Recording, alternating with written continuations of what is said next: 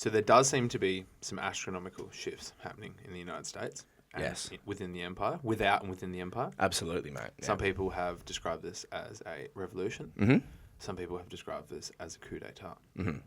My question for you is, what is happening? Is it a revolution? Or is it a coup? Or is it neither?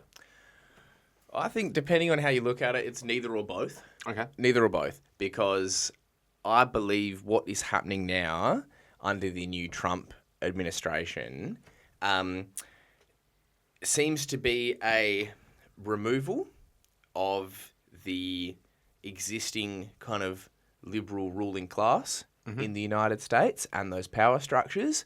And I think that is going to be replaced with the political mandate of the people, by the way, who did vote for Trump on this line, and an installation of a newer, conservative, more realistically minded, A more realpolitik. realpolitik, and I think this is going to signal, the end of the so-called liberal rules-based international order that we heard so much about, especially after the Russian invasion of Ukraine. Yep. And we're going to have a more... And because that was actually ineffective in terms of foreign policy, because, I mean, you and I knew that it never existed. Yeah. Most of the world that was been subject to empire knew that that never existed. So it was only kind of this... how should we say it, like an echo chamber, a bubble in the kind of Atlanticist elites in, the United States, the UK, Western Europe, Australia. Yeah. Yes. These people who believed this myth, Yep. which is not based in international law. It's essentially based on, We make up the rules, you follow them. you follow them, exactly. So firstly, I wanted to talk about a few points, and they'll kind of dovetail together at the end. Yeah. I want to talk about the way they are approaching the United States budget. So the Don, one of their big, obviously, campaign, one of their big kind of slogans was, we're going to cut wasteful spending. We have this huge bloated bureaucracy. All the Democrats do, the entire I'm paraphrasing, obviously, but all the Democrats do is provide, transgender bathrooms for school kids, and this is costing us billions of dollars a year. That's the rhetoric, obviously, and we're going to cut that. So there's been proposed cuts to various spending programs. So things like subsidies for small farmers are being affected. You've got various kind of talked about social services. Yep. They have discussed cutting and completely abolishing the Department of Education. I can see where they're coming from because it obviously wasn't doing a very good job. That's a joke to our American viewers. We love you. It's a joke, but it also isn't. Yeah, it is. But yes, they're saying, look, we're going to essentially completely revamp the US budget. Question. Yeah, mate. What is the US annual budget? I believe it's about $7 trillion. Okay. Roughly, between $6 and $7 trillion. So their idea is to reduce government spending by up to $2 trillion, which is nearly a third. Okay. So they're going to, again, they want to achieve this by laying off federal employees, reducing, reallocating spending, kind of essentially going through like the government's books, essentially opening it all up, or so they say, and then just trimming the fat. Now, I'm actually partially in agreement because I believe that the US federal government is like the biggest organization in the world. It's massive and employs a lot of people. I think it's over 6 million people. It's insane, dude, how many people it employs. And I think this is part, again, that liberal world order. It's essentially this large monolithic bureaucracy that is essentially there, that still functions as a bulwark to defend the interests of the capitalist class. Yeah, it's also an imperial bureaucracy. It is. And I think we need to distinguish that between, for example, Australia's federal bureaucracy, because our bureaucracy and government does not function in the same way. Definitely whatsoever. Not. Definitely not. But it's interesting because, like, the US, I mean, they do have, obviously, the standard of existence for the average American is a lot worse than it is here in Australia, but they do have they do spend heaps of money on Medicare, Medicaid, and social services and stuff like that. And so these are things that Donald Trump has promised he would not cut. He goes, no, we're not touching these because obviously that's unpopular amongst the electorate. So just so you know, they spent $870 billion a year on Medicare, $618 billion on Medicaid, and $1.45 trillion on Social Security. So that's actually over $2 trillion. So if you cut those, It's almost a third. Yeah, if you cut those, he'd meet the target. However, he said he's not going to do it, but many economists and analysts are like, you're going to have to, things have to go. Like, you can't meet this $2 trillion budget just by getting rid of transgender bathroom mandates. You know what I mean? Because that's what they're going. So lots of these things that they'd be doing, they've been kind of disguising it under like the woke DEI rhetoric, for example. Which is quite funny, I do believe. So then they're saying, look at the woke DEI Democrats, and if you go onto the Department of Government Efficiency website, they just have this endlessly updating list of Elon Musk and his Doge team, and just pointing out all these seemingly stupid things that the government was funding. Yeah, of course. Interestingly enough, as well, Pete Hegseth, before we keep going earlier, Pete Hegseth even came out and said, look, there may be the possibility we have to start reducing defence spending by $50 billion a year, which is unheard of. So when I heard that, I thought, no way, that can't be true. That's never happened. I think there was once after the Soviet Union collapsed, it was like a year where they reduced it, and it has since gone back up. So the DoD has a budget of $800 billion, just the DoD. Single biggest employer, has over 700,000 civilian employees. So cutting that is massive. Anyways, despite all this rhetoric, they passed a budget resolution on Friday. So that kind of acts as the framework, the legislative framework for this agenda. And this included an extra $175 billion for border security and $150 billion in military funding. Yeah. So that was definitely empty rhetoric there, as we can see. Also funny to note, I believe that obviously like Elon Musk, for example, I think Tesla recently got a contract of like $500 million to provide bulletproof Cybertrucks. Yes. So as you can kind of see how this is going to go. Yeah. And the whole purpose of reducing the federal budget is to provide tax cuts to the wealthy, of course. So if you earn, like, you're not going to, it's not like if you're an average construction worker, your tax bill isn't going to go down. It's going to stay the same, if not go up. Yeah. If you earn over $900K a year, for example, it's going to get lower. Yeah. If you earn billions and billions a year, it's going to be cut drastically. So you're telling me there is a billionaire in the White House and his assistant billionaire that's heading this Doge department, slashing the bureaucracy, and is going to give a handout to billionaires. Yeah. Shocking. Yeah. Again, when you think about it, nothing's actually changing. Like, when you put it like that, nothing is changing whatsoever. But it's amazing how they're using this rhetoric. It's right-wing populist rhetoric to convince the masses to support it. Yes, it truly is astounding. And I have to say, like, masterfully played. Yeah. Masterfully played. And it would not be possible without the sheer incompetence of the Democratic leadership as well. Yeah. And that liberal establishment, which we've so talked about. Yeah. So one of the things I wanted to talk about as well, because this is quite funny, one of the big things they're targeting is, and this has been very well publicised, is USAID. So USAID is the kind of cornerstone of the US foreign policy, how can I say it? The kind of the foreign intervention establishment. Yeah. Essentially. So that's the US Agency for International Development. Yep. And that works alongside State Department, CIA, its sister organisation, the NED, and they essentially work to provide aid and funding to overseas nations.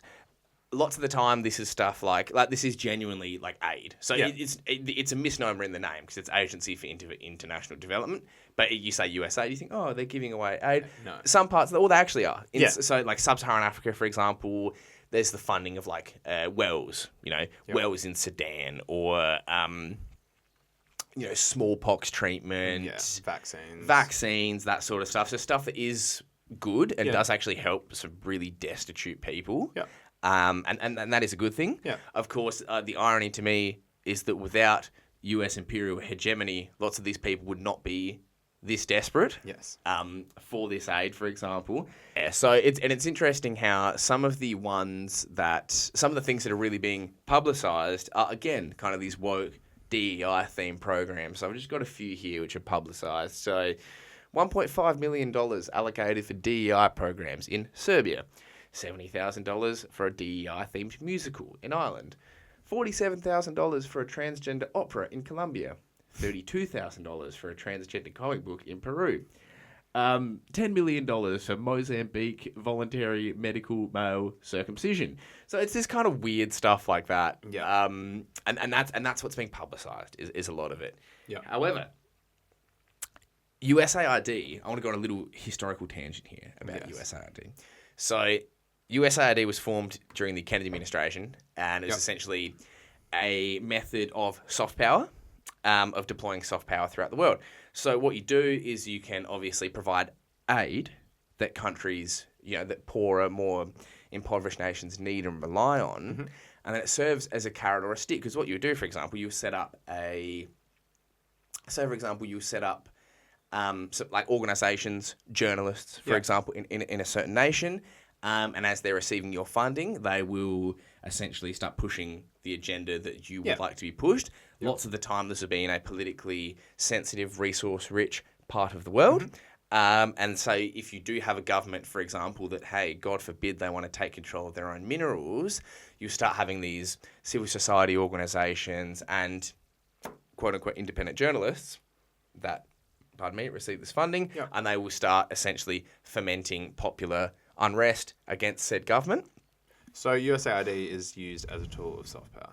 It is a tool of soft power. Coerce societies, political institutions, and NGOs and think tanks to support your said position. Yes, and lots of the time it's the kind of thing where it's like the CIA will be like, hey, it's a bit too, like, we're in there already, but it's a bit too politically sensitive, and we can't allocate the funding to do it. So you guys can go in and do it under the umbrella of looking friendly and we're delivering aid. Yep. Another thing they do is US foreign aid. For example, if you have a poor nation, you might be really reliant on $1 billion of US aid a year to keep your economy running, to provide basic services to your people.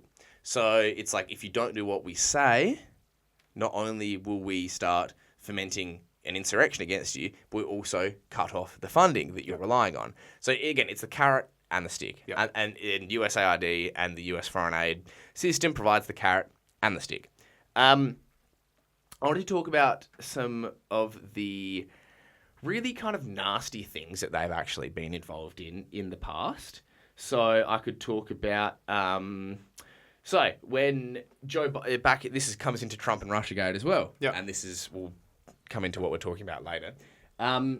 So when Joe Biden threatened to withhold US aid to Ukraine, unless their prosecutor-in-chief, do you remember this, was investigating Joe Biden and Joe Biden's son and their connections to Burisma. Yeah. Joe Biden, and he did a speech. He did a speech at some Democratic conference about this, where he explained the whole thing, how it happened. So they were going to essentially investigate corruption between the Biden family and the energy giant Burisma. Yeah.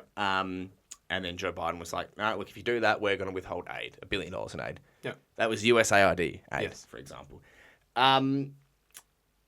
So, and then you talk about things like, for example, Georgia. This is quite recent. The ruling government passed a law stipulating that any organisation that received over 20% of its funding from abroad would have to register as a foreign agent, right? In Georgia, you have 26,000 NGOs. Can you repeat that one more time? Georgia, a tiny little Caucasian nation that has, let me check my notes, I think it's got like 3 million people or something like that. 26,000 NGOs. And then, as we saw in Georgia, huge riots, huge protests breaking out against the government, obviously. And this wasn't just a function of trying to prevent this. It's just once they passed this foreign agents registration law, all these people who were getting money from overseas didn't have a job anymore. So what are you going to do? You're going to go and protest. Cuba, the US has tried and will forever try to destroy the Cuban Revolution and the socialist regime in Cuba. We see this from the sanctions, obviously, that they impose on Cuba. The constant demonization. Obviously, had Bay of Pigs, 1961. So they used to have radio stations. They've been known to fund Cuban rap groups, anti-government Cuban rap groups.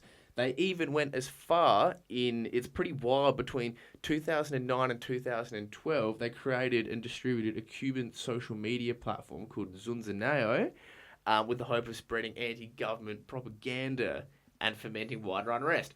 According to the Cuban Minister of Foreign Affairs, they've spent over $120 million in recent years to promote transition of government. Wow. We've got 2008 to 2013 in another country we like, Bolivia. USAID funded opposition groups the intention of undermining Evo Morales, the popular reformist government. Yep. Obviously, we've talked about the situation in Bolivia before. His policies were contrary to US interests. They've spent a lot of money. They actually ousted him at one stage. I think it's the only time in history where the coup was undone by the people, like almost like straight away, and they put him back into power. This one is wild. During the 1990s, the Peruvian dictator Alberto Fujimori undertook a nationwide sterilization program. I repeat that, a nationwide sterilization program with the supposed aim of reducing birth rates amongst impoverished and underdeveloped communities. Lo and behold, these were almost exclusively indigenous communities that have always kind of been the lowest socioeconomically in Peru. They sterilized 300,000 women involuntarily without telling them. USAID was heavily implicated in this, and they were working with the Peruvian government at the time. Yep. So, one thing that's very funny is that this is all being uncovered by the Trump team, and this is why it's like, I'm not going to say it's all bad. Like, slashing and burning is terrible, because there are going to be a lot of services that are cut. It's like we're talking about a lot of subsidies to farmers, useful things. I'm pretty sure I read a story about they laid off someone in the military who was responsible for monitoring nuclear devices, because they didn't know what he did, and then they're like, shit, we have to get this guy back in, So we're seeing heaps of stuff like that. But at the end of the day, them defunding this regime change, this global regime change network, I think is a good thing, personally. That being said, I do not think this is going to be them just backing away from the world and going isolationist. I think they're just going to shift the way they approach these things in the future, because, like I said, it's not actually... It's effective in some cases, but overall it's not effective, and all it does is destroy the credibility that they have, because you can't talk about, for example, Joe Biden lamenting Vladimir Putin, who's disobeyed the international rules-based order, and how horrible he is for, taking the bait and invading Ukraine, and we've been provoking him to do that for the last 14 years before it happened or whatever, and then just essentially send infinite weapons to Israel to commit a genocide. So the contradiction doesn't work, and the rest of the world sees that, of course. Do you think this is basically a sect of the kind of conservative establishment, the Republicans, realizing that they have a overbloated and overfunded imperial bureaucracy, and they need to actually reduce it? Yes, they do need to reduce it, and they need to focus on the things that works. Before we get onto that, though, I just wanted to talk about a couple of interesting things. It is amazing how many journalists around the world and organisations are getting USAID. Including lots of YouTubers. Heaps of YouTubers. So I think we're going to see, to my knowledge, the entire anti-China YouTube nexus is essentially coming undone. Hilarious. There was one particular YouTuber that I've seen his videos before. Always has, a couple 100,000 views. Always incredibly pro-Taiwan, critical of China. Also didn't seem just like a very pleasant man. But I saw... about a week ago or a couple of days ago, he posted a video saying why I'm giving up and I'm not doing this anymore. Coincidence? Possibly. Hilarious? Definitely. Yeah. But dude, so according to RSF, Reporters Without Borders, apparently 6,200 journalists across the world, 707 non-state media outlets, and 279 media-focused NGOs in more than 30 countries receiving funding. In Ukraine, 9 out of 10 media outlets are receiving US funding and would not be solvent, would not be able to continue to run without this funding. Yep. BBC Media Action was receiving funding. BBC was receiving funding. Reuters were receiving funding. Politico, CNN, NPR, PBS. In another thing that's funny as well, the conservative... kind of media in Australia, which is the vast majority of it, jumped on this straight away and started claiming that the Asia Society, which is a think tank run by former Prime Minister Kevin Rudd and his current US ambassador. The president of Asia Society. Yeah, he was not at the moment because he's the current ambassador to the US for Australia. Were there any media outlets in Australia that received funding from USAID? So it turns out Asia Society didn't receive any funding, of course. Classic just hack job by like the Murdoch media, etc. There is, however, they didn't receive funding from USAID, Geordie, but there is one media outlet that has received US funding, and that is, you've already mentioned him today, you guessed it, ASPI, who 10% of its funding was from the US Department of State in 2023. Wow. Hilarious. And even they're saying AUKUS is a bad deal, just quietly. Yeah, but no, it truly does show how inorganic our media. I'm not just talking about the control of like the algorithms and stuff; they're all inorganic. But the meat and potatoes of the global media system. Yep. So much of that was receiving money from the United States, and of course, now that this has stopped, you're seeing this huge backlash. Yep. So all these journalists are writing think pieces about, like, for example, in Ukraine, they're saying, look. Without this funding, Ukrainian media cannot function. It's going to lead to a huge rise in misinformation, Russian propaganda, Chinese propaganda. Independent journalists cannot function anymore because they're not getting funding. Now, there is not a sliver of irony in that statement. They're being 100% sincere, and they cannot see the contradictory nature of that statement when they're saying we're receiving funding from another source, but we are independent. Yeah. And so we're independent, but we're receiving funding. And so it's hilarious. And there has actually been quite a big freak out. Yeah. So lots of the more liberal media is talking about how bad this is because we're not going to be funding aid programs in sub-Saharan Africa, for example. Which is true. That's true. Yeah. That is legitimately true. Or as Donald Trump very eloquently pointed out, we're not going to send $50 million in condoms to Mozambique anymore, or whatever it was, that hilarious remark he made. To Gaza Province, Mozambique, and then also the Gaza Eagles Football Club down the road in Adelaide. Yes. But they're all freaking out, and they're saying, look, like, and they're kind of capturing this sentiment that they have been using as cope since he won the 2016 election. He loves dictators. So Trump loves dictators. Yeah. He loves Putin. He loves Xi. And he loves Maduro. And so he does respect strong leaders. Well, I think he does respect them. Yes. He does respect them. And I think they actually respect him more than the weak kind of wet paper towel that was the Democratic establishment. You know what I mean? Because there was nothing there. Like, these people weren't even human beings. That's right. They were just barely alive. They were barely alive. They were just foul homunculi of, like, they were just state functionaries. They were horrible, dude. And so I think there is, and so that's obviously he does have more respect for him, but he's not in bed with them. Again, we don't have to go over this again, but. Yeah.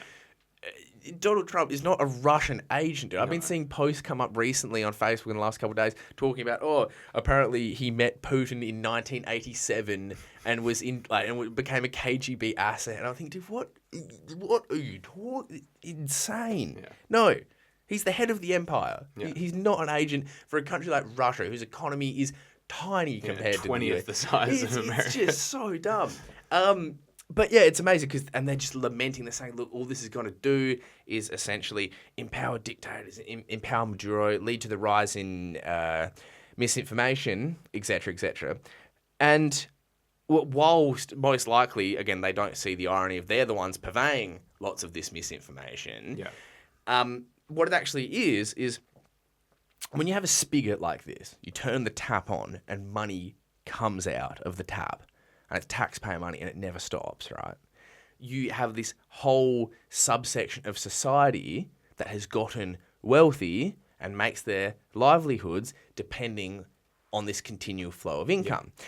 So the whole kind of NGO class of people in like Washington and Virginia, around Washington, D.C., a large portion of them, this is their income. They exist. So if I say, and this is kind of common in all bureaucracies, if we say, all right, we've got, like in Australia, a perfect example is the government could say, well, we're going to put X amount of money towards disability services, right?